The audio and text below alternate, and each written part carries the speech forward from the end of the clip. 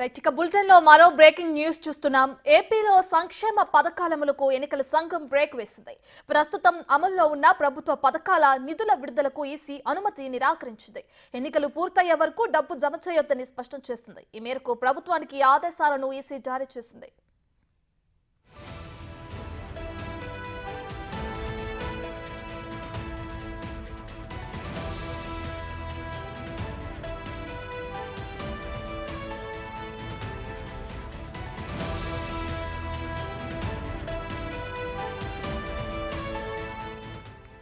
తుఫాను కరువు కారణంగా నష్టపోయిన రైతులకు అందే ఇన్పుట్ సబ్సిడీని కూడా విడుదల చేయకూడదని ఆదేశించింది. విద్యార్థులకు ఇచ్చే ఫీజు రీయింబర్స్మెంట్ ను కూడా ప్రస్తుతానికి ఆపేయాలంటూ లేఖ విడుదల చేసింది. విద్యార్థులకు విద్యా దీవెన కింద 610 కోట్లు ఫీజు రీయింబర్స్మెంట్ విధులు విడుదలకు ఈసీ నో చెప్పింది. 3 నెలలకోసారి ఫీజు రీయింబర్స్మెంట్ నిధులను ప్రభుత్వం విడుదల చేస్తుంది.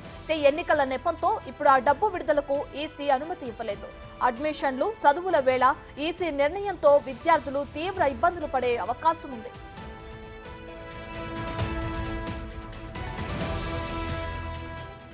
ఐదేళ్ల నుంచి అమలవుతున్న పథకాలు చేయూత, ఫీజు రీయింబర్స్మెంట్, రైతులకు సంబంధించిన ఇన్పుట్ సబ్సిడీ, ఈ 3 పథకాలకు సంబంధించిన నిధుల విడుదలకు అనుమతి కోరుతూ ఈసీకి లేఖ రాసింది ప్రభుత్వం.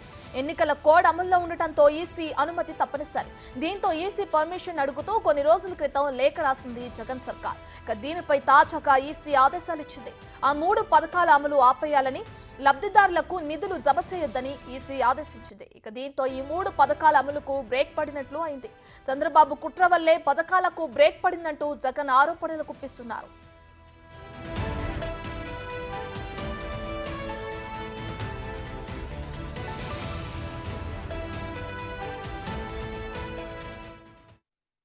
అవ్వా తాతలకు మొన్నటి దాకా ఇంటికే వచ్చే పెన్షన్ను అడ్డుకున్నది ఎవరు అని అడుగుతా ఉన్నాడు మీ బిడ్డ. ఎవరన్నా అడ్డుకున్నది? ఎవరు తమ్ముడు అడ్డుకున్నది? ఎవరన్నా అడ్డుకున్నది? అక్క ఎవరు అడ్డుకున్నది?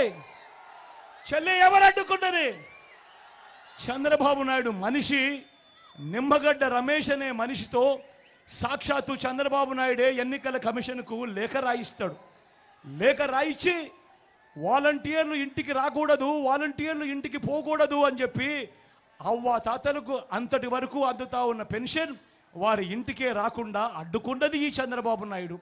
అంతేకాకుండా ఆ అడ్డుకోవడమే కాకుండా ఇదే చంద్రబాబు నాయుడు ఏం చేశాడు? ఇదే చంద్రబాబు నాయుడు ఆ అవ్వ తాతలకు ఇచ్చే ఆ పెన్షన్ను బ్యాంక్ అకౌంట్లలో వేయాల్సిందిగా ఎన్నికల కమిషన్కు విజ్ఞప్తి చేయిస్తాడు. ఆ ఎన్నికల కమిషన్ చేత ఉత్తర్వులు కూడా ఇప్పిస్తాడు ఈ పెద్ద మనిషి చంద్రబాబు నాయుడు. మళ్ళీ ఆ అవ్వాతాతలు చంద్రబాబు నాయుడును తిట్టకుండా తిడతా పోతా ఉంటే మళ్ళీ ఆ నెపాన్ని కూడా మళ్ళీ మీ బిడ్డ మీదరే వేస్తాడు ఈ పెద్ద మనిషి చంద్రబాబు నాయుడు. ఇదే అంశానికి సంబంధించి మరింత సమాచారాన్ని మా ప్రతినిధి మల్లికార్జున్ లైవ్ లో అందిస్తారు. సో మల్లికార్జున్, ప్రభుత్వ పథకాల నిధుల విడుదలకు నో చెప్తూ ఈసీ లేఖ విడుదల చేసింది. దీనికి సంబంధించి జగన్ ప్రభుత్వం, టీడీపీ అధినేత చంద్రబాబు వల్లే ఇదంతా జరిగిందని ఆరోపిస్తున్నారు. దీన్ని ఎలా చూడొచ్చు అంటారు? ప్రధానంగా ఏదైతే ఎన్నికల కోడ్ వస్తుంటుందో 3 నెలల పాటు కూడా ఎన్నికల కోడ్ ఉంటుంది. దీంట్లో ఓట్ ఆన్ అకౌంట్ బడ్జెట్ కూడా తీసుకొని ప్రభుత్వం ఈ 3 నెలలకు సంబంధించిన బడ్జెట్ను కూడా ప్రిపేర్ చేస్తూ ఉంటుంది. రెగ్యులర్గా ఇచ్చే పథకాలు ఏవైతే ఉంటాయో, కంటిన్యూగా ఇస్తున్న పథకాలు, వాటిని కంపల్సరీగా ఈసీ కూడా అలౌ చేస్తూ ఉంటుంది.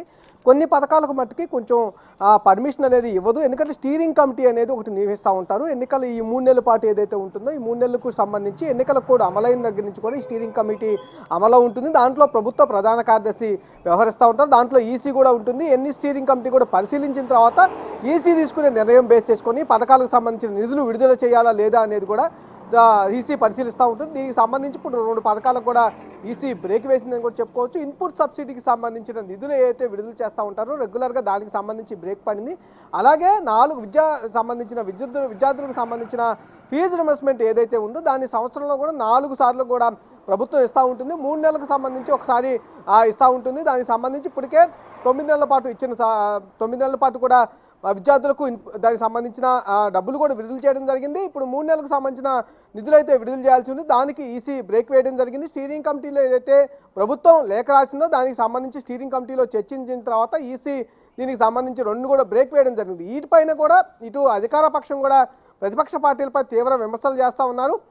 ఎవరైతే పింఛన్కు సంబంధించి ఏవైతే ఉన్నాయో పింఛన్ను స్వయంగా వాలంటీర్ వ్యవస్థ ద్వారా మేము ఇళ్లకు అందిస్తూ ఉన్నాము, వాటిని బ్రేక్ వేసిందంటూ కూడా తీవ్ర విమర్శలు చేస్తూ ఉన్నారు. ఎందుకంటే 5 రోజుల పాటు 1వ తారీఖు నుంచి 5వ తారీఖు వరకు కూడా వాలంటీర్లు ఇంటి వద్దకు వెళ్ళి పింఛన్ అందిస్తూ ఉన్నారు.